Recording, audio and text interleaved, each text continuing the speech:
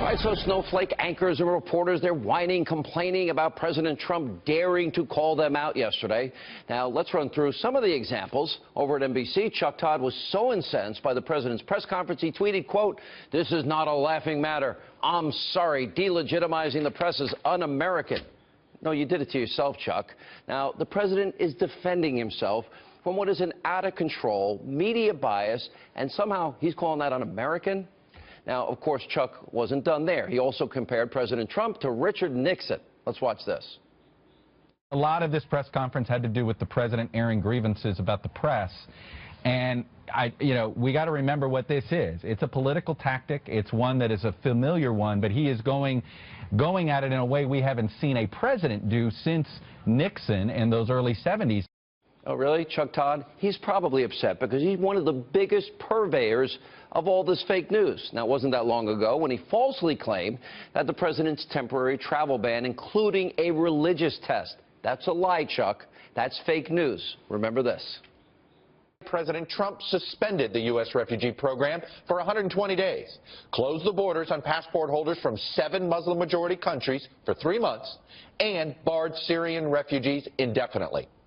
And Mr. Trump established a religious test for refugees from those Muslim countries, allowing an exception for Christians and others from minority religions. Then there's Brian Williams over at NBC. Now, let's take a look at the kind of fake news that was said in response to a comment that a guest made on his show. Watch this. That is the most basic function of a free press in our society, and the president's response to that was to have a meltdown and to accuse us all of purveying fake news, when in fact his own actions, which were to fire General Flynn, proved that news was spot on. It was 100% accurate. Because when you reduce the media enough in prestige, when they do report facts, those facts are diminished. All right, Brian, speaking of reducing the prestige of the all-important, all-arrogant media, you may remember you lied repeatedly. Remember the helicopter that you were supposedly flying in Iraq and it was coming under attack? Or remember you reported and talked about seeing a dead body floating past your hotel after Hurricane Katrina? By the way, a location, there was no water and no dead body.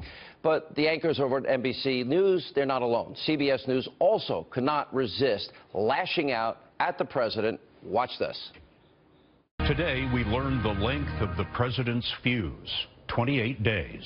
After 4 weeks of being blocked by courts, challenged by Congress, and held to account by the public, President Trump called a hasty news conference and went on offense with the familiar tools that built his career: bluster, bravado, exaggeration, and a few loose facts. Wouldn't Pravda be so proud? And ABC News, they got in on the Trump-hating action also. Why would they miss out?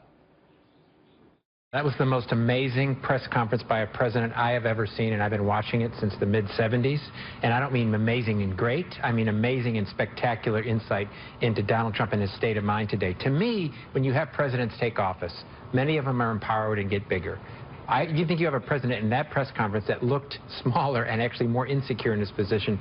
All right, that leaves us now with CNN, the Clinton News Network. Their consistently biased Trump-bashing coverage. Now, that drew the attention of the president at yesterday's presser. And sure enough, the commander-in-chief, he let him have it. And I loved every minute of it. Take a look. I'm not okay when it is fake. I mean, I watch CNN. It's so much anger and hatred. And just the hatred. I don't watch it anymore because it's very good. He's saying no. It's okay, Jim. It's okay, Jim. You'll have your chance. If I may follow up on some of the questions that have taken place so far here, sir. Well, not too much. You do have other people. You do have other people, and your ratings aren't as good as some of the other people that are waiting. You look at your show that goes on at 10 o'clock in the evening. You just take a look at that show. That is a constant hit. The panel is almost always exclusive anti-Trump.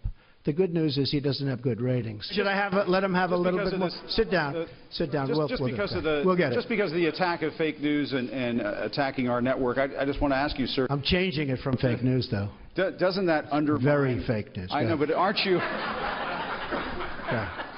Not only was he presidential, not only was he being honest, but he was being funny. And as you can imagine, CNN, the Clinton News Network, is not happy about getting called out. Here's how Jake Tapper responded immediately after. Jake, I think all of us were pretty much stunned by the course of this hour and 15-minute appearance. Look, everybody at home just needs to ask themselves, how would you react if that were your boss coming in and giving a speech to the employees where you work? How would you react if that was somebody in your family that you were trying to have a conversation with? President Trump, if you're watching, you're the president. You legitimately won the presidency. Now get to work and stop whining about it. The sting in any rebuke is the truth. They're having a hard time accepting the truth that they're abusively biased. Wasn't that the network that fed questions to Hillary Clinton?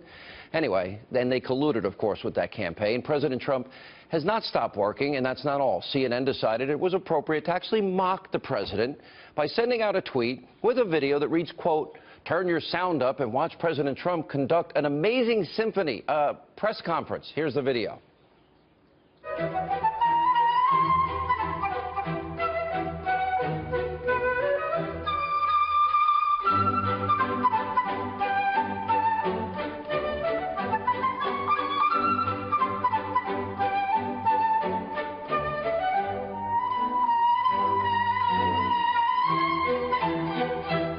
Oh, that's what we get from a real news network? By the way, Jake Tapper, Jim Acosta, you want to defend that as news?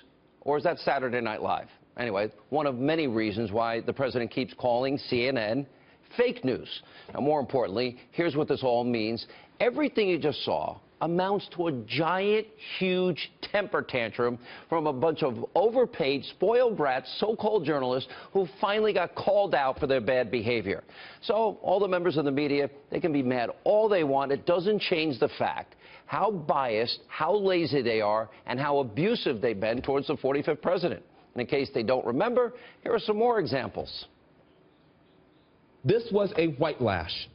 This was a white lash against a changing country. It was a white lash against a black president in part. And that's the part where the pain comes. You're not having a terrible, terrible dream. Also, you're not dead and you haven't gone to hell. This is your life now. This is our election now. This is us. This is our country. It's real. Miller also lying this weekend about the 3 million votes. There was no BS to it tonight. He obviously believes everything he said today. The way he said it was so manic. Pretty unbelievable. And by the way, the New York Times, they're just as bad as CNN. They had to reprimand a reporter this week for making a vile comment about the First Lady, Melania Trump. They also quoted a fake Michael Flynn Twitter account. And the so-called paper of record, they tweeted an image of a late-night show video that had Stephen Miller, who works for the president's head on a stick. You know what? We're all sick of it.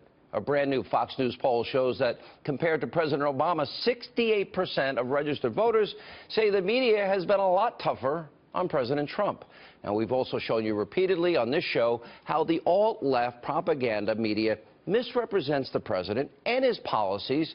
So, you know what, yesterday? The president drew a line in the sand. He called them out, and he said enough is enough, and he did it in a very even, measured tone. And you can guarantee that if the media gets out of line again, I expect the president to hit him back again. Why shouldn't he?